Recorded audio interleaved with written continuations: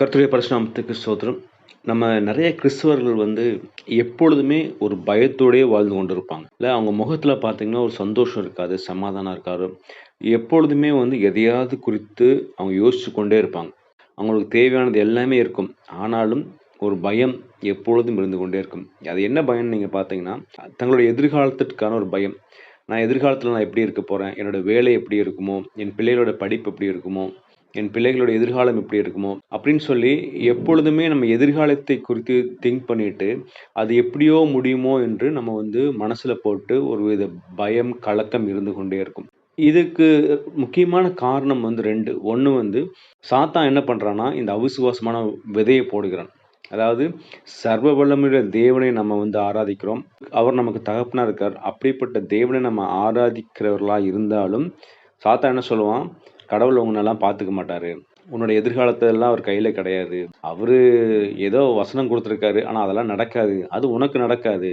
அப்படின்னு சொல்லி நம்மள என்ன பண்ணுவான்? அந்த அவிசுவாசத்துக்குள்ள நம்மள தள்ளிக்கொண்டே இருப்பான். நம்மளும் என்ன பண்ணுவோம்? அந்த விதைய வாங்கிட்டு, நம்ம ஒரு கசப்பான கனி கொடுக்கிற மரமாய் மாறிருவோம். 2வது என்னன்னா, என்னால தான் என் குடும்பம் வாழ்கின்றது. என்னுடைய எதிர்காலம் என்னுடைய கையில இருக்கு. இல்ல என் பிள்ளைகளோட எதிர்காலம் என்னுடைய கையில இருக்கு. என்னால தான் எல்லாமே செய்ய முடியும். அப்படின்னு சொல்லி நம்ம தேவனை சார்ந்து இல்லாம ஒரு வாழ்க்கை நம்ம வாழும்போது, ஆட்டோமேட்டிக்கா நமக்கு அந்த பயம் வந்துருங்க. ஏன்னா, நம்மால எதுவுமே செய்ய முடியாது.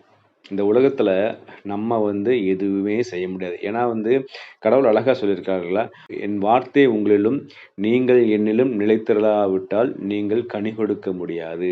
கனினா என்ன? அதுதான் சந்தோஷம், சமாதானம், நீடிய பொறுமை. இந்த மாரி கனி நம்ம வாழ்க்கையில இருக்கவே இருக்காதுங்க.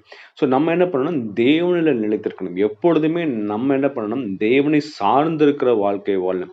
தேவனை சார்ந்திருக்கிற வாழ்க்கைனா என்னன்னா, ஃபர்ஸ்ட்டு அவர் சொல்றத கேட்கணும். அவர் சொல்ற கட்டளைகளை கைக்கொள்ளணும், கற்பனைகளை கைக்கொள்ளணும், பாவத்த விடணும், தேவனுக்கு பிரியமாய் வாழணும். நல்ல ஒரு நமக்கு ஒரு வாழ்க்கை வாழ்ந்துட்டு போனவர் தாவீதுங்க இல்லையா?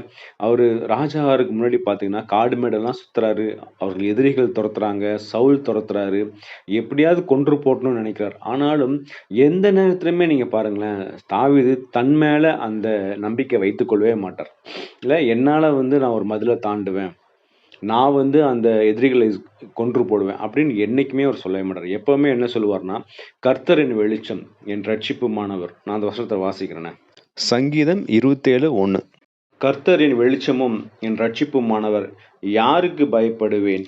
கர்த்தர் என் ஜீவனின் பலனானவர், யாருக்கு அஞ்சுவேன்? கடவுள் தான் எனக்கு வெளிச்சம். என் வாழ்க்கையில நான் முன்னாடி போறதுக்கு எனக்கு யார் வெளிச்சமா இருக்கா? கர்த்தர் தான் வெளிச்சமா இருக்கார் இல்லையா?